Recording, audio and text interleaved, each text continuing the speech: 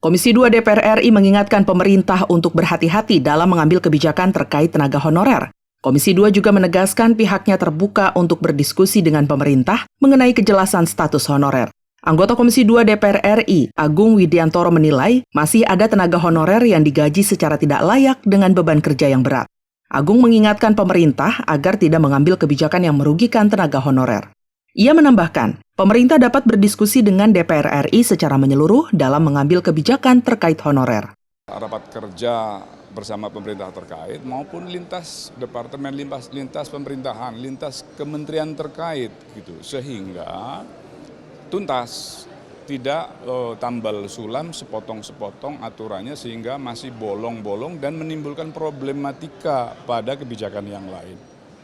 Nah, kalau kendalanya adalah anggaran, ya tentu pemerintah bersama-sama DPR kan juga punya instrumen kelembagaan.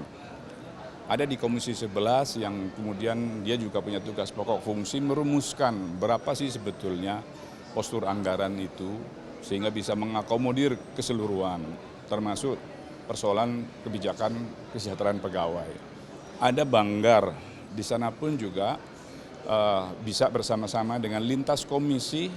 Sebelumnya, Kemenpan RB berjanji tidak akan melakukan PHK massal pada tenaga honorer, serta memberikan gaji yang lebih layak, terutama bagi honorer di daerah. Namun di lapangan, pemerintah daerah sulit menerapkannya karena aturan yang belum jelas dan tidak adanya anggaran untuk menggaji tenaga honorer secara layak.